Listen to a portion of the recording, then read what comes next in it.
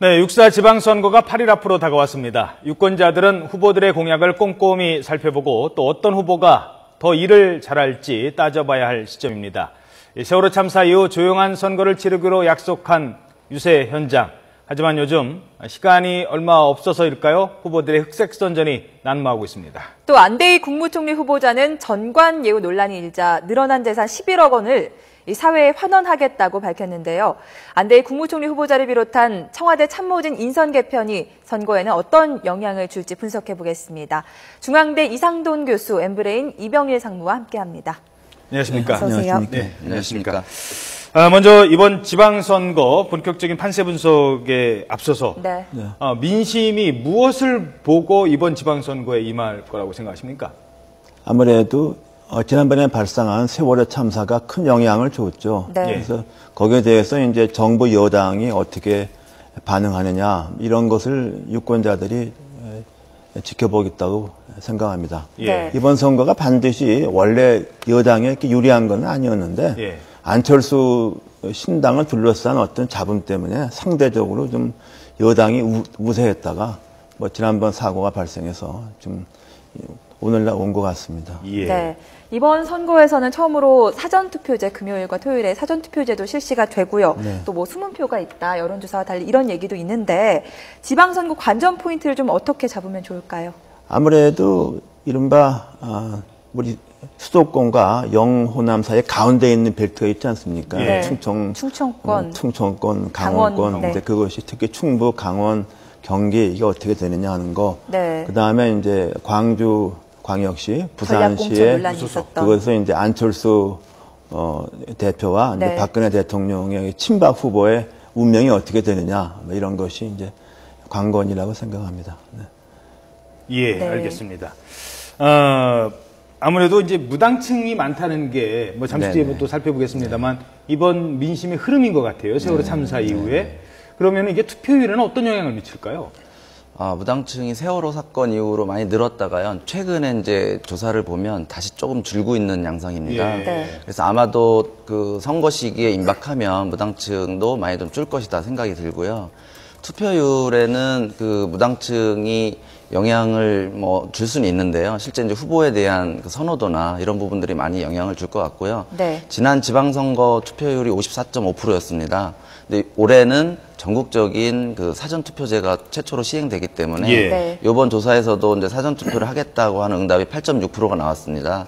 그런 점들을 고려하면 54.5%를 상회하는 60%에 가까운 그런 투표율이 되지 않을까 그렇게 예측이 됩니다. 지방선거치고는 상당히 높다고 봐야 그렇죠. 되나요? 1차 그 제1회 지방선거 때가 상당히 높았고요. 네. 그 이후로 이제 3회 때부터 많이 낮았다가 서서히 올라오는 추세거든요. 예. 그러니까 지난 세 차례의 지방선거 투표율이 서서히 올라오는 추세였기 때문에 그런 것들을 감안하면 60%에 가깝지 않을까 생각합니다. 자, 그럼 지난주 금요일과 토요일 저희 YTN이 전국 성인 남녀 700명을 대상으로 이틀 동안 조사한 여론조사 결과 그중에서 네. 최대 격전지 수도권 지지율 몇 군데 살펴보도록 하겠습니다. 화면 함께 보시죠. 네, 먼저 서울시장 후보 지지율부터 살펴보도록 하겠습니다. 새누리당의 정몽준 후보가 29.9%, 새정치민주연합의 박원순 현 서울시장이 44.3%, 박원순 후보가 14%포인트 차로 앞서고 있습니다. 예. 자, 지지율이 높게 나오고 있습니다. 네. 그리고 경기도도 함께 살펴보도록 하겠습니다. 경기지사 후보 지지율입니다. 네, 새누리당의 남경필 후보가 34.4%, 새정치민주연합의 김진표 후보가 28.4%, 남경필 후보가 6%포인트 차로 앞서고 있네요. 예. 자, 서울에서는 박원순 현 시장이 우세고, 네. 박원순 후보가 우세고, 네. 그리고 경기지사는 좀 박빙이다라고 분석을 하는데 네, 네. 어떻게 보십니까? 예, 저희 이번 조사 결과도 6% 네. 차이로 이거는 이제 그 남경필 후보가 앞서긴 하지만 오차범위 안에 있다라고 할 수 있고요. 그래서 박빙이라고 할 수 있습니다. 그런데 이제 그 다른 수도권에서 서울이나 인천에서 새누리당 후보들이 더 고전하는 거에 비하면 현재 경기도에서 남경필 후보는 그래도 선전하고 있다. 그렇게 좀 보여집니다. 네. 그렇군요. 예. 이 세월호 참사 이후에 민심이 좀 극도로 민감한 상황인 것 같은데 실제로 정치인들의 말이나 부적절한 행동에 따라서 좀 표심이 달라지는 것 같은데 이렇게 영향을 많이 미치는 겁니까? 예전의 사례를 짚어보면요. 선거에서는 후보뿐 아니라 당 네. 지도부 또는 그 당과 친인척 가까운 얘기도 세력의 있고요. 어떤 뭐 여러 가지 말이 중요합니다. 정치는 네. 말입니다. 예. 우리 그 4.12 총선 때만 해도 당시 지금 현재 여당에서는 그걸 굉장히 조심했는데 네. 그 다 아시지 않습니까? 서울 그 노원구의 그 예. 막말 그렇죠. 후보의 막말 과거 막말 예. 뭐 그것이 네. 아주 그냥 야당한테 현 야당한테 큰 타격을 줬죠. 예. 네. 특히 이번에도 사실상 세월호 참사도 참 비극적인데 어떻게 그 후에 이른바 범여권에서 나온 발언이 메시지가 좀 너무 안 좋았어요. 네. 그런 것들이 특히 영향을 준다고 봅니다. 더군다나 서울 같은 경우는 그 후보의 그 자제분의 좀 경솔한 발언이 좀 이런 상황을 증폭시키지 않았나 그렇게 생각합니다. 아무래도 정몽준 후보가 그 아들의 발언 이후에 좀 많이 좀 꺾이고 네, 있는. 그런 영향이 아무래도 있지 않겠습니까? 예. 네. 여론조사 전문가는 어떻게 보십니까? 정몽준 후보가 이렇게 한때 잘 나가다가 네네. 표현이 좀 그렇습니다만 네. 격차가 좀 벌어지고 있는 게 세월호 참사 이후거든요. 예, 그렇습니다. 그러니까 이제 제가 볼 때는요, 지난 그 4월 초의 조사에서는 그 정몽준 후보가 최상의 조건이었다. 그러니까 새누리당 입장에서는 컨벤션의 한참 최절정의 시기였고요. 네. 반면에 아까 교수님께서 말씀하셨지만 새정치민주연합은 그 당내에 어떤 뭐 안철수 그 대표가 통합하는 과정에서 뭐 기초 무공천 논란 속에서 후보는 완전히 뒤에 가려져 있던 상황이었거든요. 그런 상황에서 이번에 세월호 사건이 터지고 그다음에 정 후보의 그 아들의 이제 그런 발언들이 나오면서 정몽준 후보 입장에서는 지금 최악의 그런 상황이 되지 않았나. 그게 그 이번 조사 결과로 나온 것 같습니다. 예, 알겠습니다. 자, 그럼 여야의 텃밭이죠. 다음은 광주와 부산. 네. 광주와 부산의 상황이 아주 급박하게 돌아가고 있습니다. 왜냐하면 여기는 무소속이 강세인데요. 네. 어느 여론조사에서는 지금 뭐 38대 38까지 나온 지역도 있는데요. 부산시장 후보 지지율부터 살펴보도록 하겠습니다. 네, 부산시장 후보 지지율 새누리당의 서병수 후보가요 현재 31.9%, 무소속으로 나왔죠. 오거돈 후보가 35.8%. 자, 오차 범위 내에서 4%포인트 차로 오거돈 후보가 앞서고 있습니다. 다음 광주시장 후보 지지율 한번 살펴볼까요? 예. 네, 새누리당의 새정치민주연합의 윤장현 후보죠. 죄송합니다. 23.7%의 지지율을 보이고 있고요. 어제 단일화가 이루어졌죠. 무소속으로 출마한 강훈태 후보 47.5%의 지지율을 보이고 있습니다. 자, 상무님. 네. 지금 이 강훈태 후보의 47.5%는 물론 조사 시점은 네네. 단일화 전에 했습니다만 네. 지금 단일화 됐을 경우를 상정했을 때. 예, 상정해서 조사를 한 겁니다. 예. 네. 그러면 보니까요. 그 전에 새 후보가 나왔을 때는 뭐 28, 26 예, 이러다가 네. 아예 이용수 후보 거를 그대로 다 가져가는 이런 양상인 것 예, 같아요. 지금 같아서는 거의 가져간 양상이라고 볼 수 있고요. 예.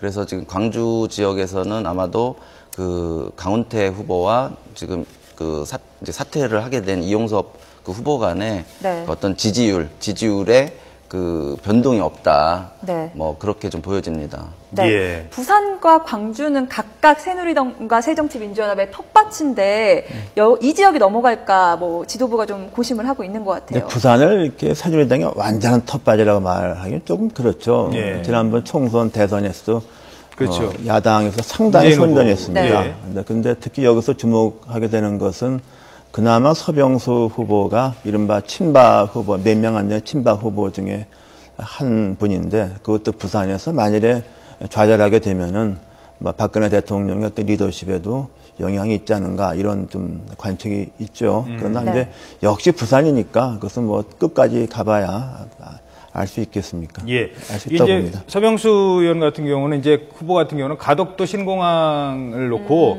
뭐 이제 부산에 뭐 그렇게 만만치 않다는 걸 좀 보여주자 이런 측면도 좀 있는 것 같고요.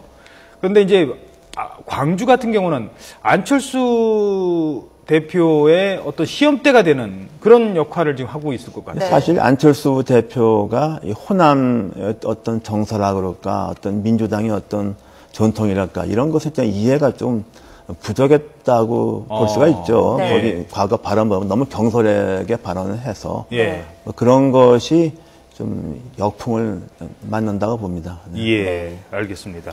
그 판세는 네네. 지금 계속 이제 이 상태를 계속 유지를 할 것 같습니까? 끝까지 박빙으로 갈까요?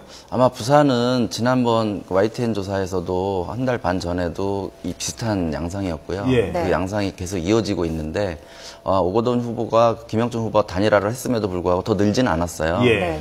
이런 그 상황을 보면 계속 이 박빙 상황은 유지될 것 같고요. 예. 네. 근데 지금 현재 상황을 보면 조사 결과를 보면 오거돈 후보는 새누리당 지지자를 제외한 모든 층에서 그 우위에 있습니다. 아. 네. 반면 서병수 후보는 새누리당 지지자 외에는 우위에 점하고 있지 못해요. 예. 또 하나는 새누리당 지지자조차도 서병수 후보가 60%밖에 가져오지 못하고 있습니다. 아. 그래서 아까 이제 교수님도 말씀하셨듯이 새누리당 지지자의 나머지 40%가 네.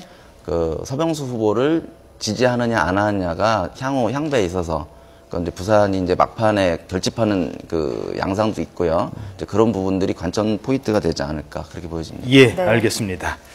자, 그런가 하면 저희 YTN 조사에서 또 하나 여론조사를 실시했습니다. 청와대가 국무총리로 안대희 전 대법관을 내정을 했는데요. 네. 국무총리 인선에 관한 YTN 설문조사 결과 함께 보시겠습니다.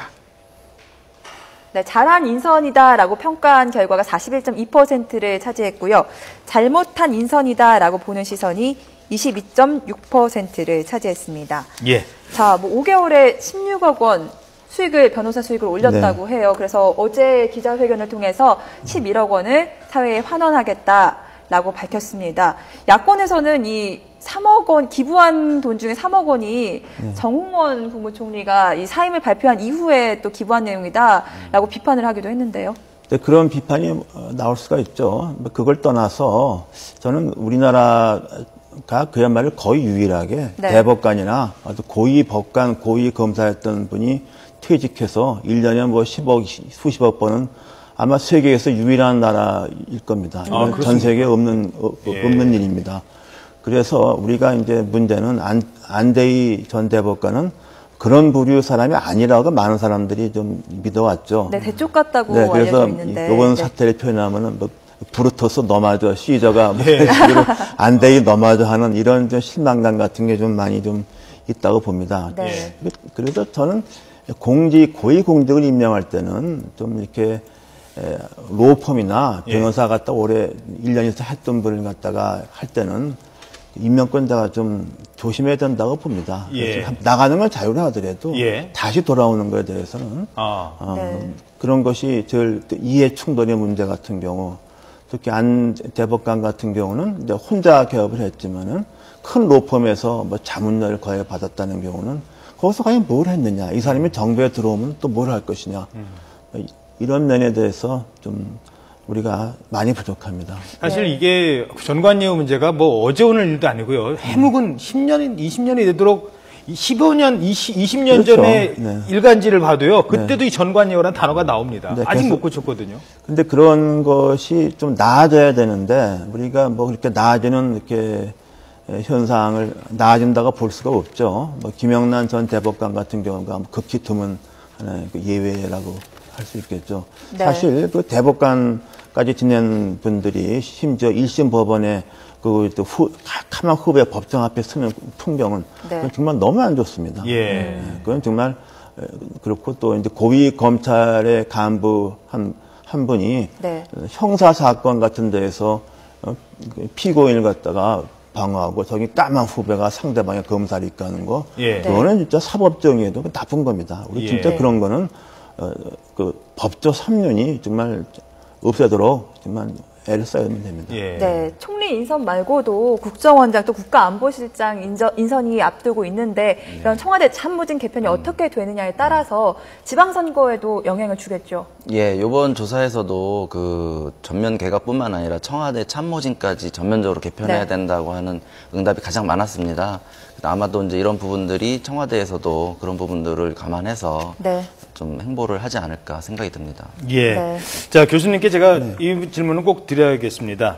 그, 우리 사회의 관피아 문제, 여러 차례 지금 뭐 세월호 이후에 지적도 돼 있고, 사실 어떻게 보면 전관예우도 전형적인 관피아 중에 네, 하나지 맞습니다. 않겠습니까? 이런 문제는 어떻게 해결을 해야 될까요? 그 문제는 일단은 현재 그 공직자들의 퇴직 후 예. 취업에 관한 규칙을 좀 보다 강화해서 예. 로펌이나 어떤 이익단체 같은데 취업하는 것을 퇴임 후 한 몇 년간 좀 막을 필요가 있고요. 네. 보다 궁극적으로는 우리나라에서의 관료사회 개혁이 저는 필요하다고 봅니다. 예. 특히 이 관료사회가 특히 이제 중상층 이상의 공무원 숫자가 엄청나게 많이 증가했죠. 그렇죠. 네. 그들이 사실상의 어떤 좋은 정책을 내서 국가를 이끌어가느냐. 그것은 관료가 대한민국을 이끌어갔던 것은 60년대, 70년대입니다. 예. 지금은 오히려 관료가 이게 적응을 못하고 가장 비창조적인 집단이기 때문에 이 국가 발전에 장애가 되거든요. 예. 네. 그런 면에서 정치권에서 진짜 어떤 결단을 내려서 공공개혁을 좀 과감하게 하고 그 일환으로서 퇴직 고위공무원들의 민간 분야의 그 이익단체 취업을 막고 예. 또한 미국 같은 예를 봐서 이익단체가 표면화해서 정상적으로 자신의 주장을 전달할 수 있도록 로비스트 하는 네. 양성화. 로비를 갖다가 좀 양성화하고 규제하는 게 낫지 않겠느냐. 예. 네. 이런 전반적인 개혁이 있어야 한다고 봅니다. 예. 차라리 미국의 K스트리트처럼 아예 그냥 그렇죠. 그 합법적으로 네. 하게 하는 네, 게 합법적으로 하고 다 공개하고 투명화하고 그래서 일단 로비스트였다는 사람들은 그 다음부터는 공직은 이제 접고하는 겁니다. 그렇죠. 네. 그런 좀 필요한 어떤 정상적인 사회적, 로비는 투명화하고 공개하도록 하는 이런 개혁이 필요하죠. 예, 예, 알겠습니다. 알겠습니다. 네, 지금까지 중앙대학교 이상돈 교수, 엠브레인의 이병일 상무였습니다. 두 분 오늘 말씀 고맙습니다. 예, 감사합니다. 감사합니다.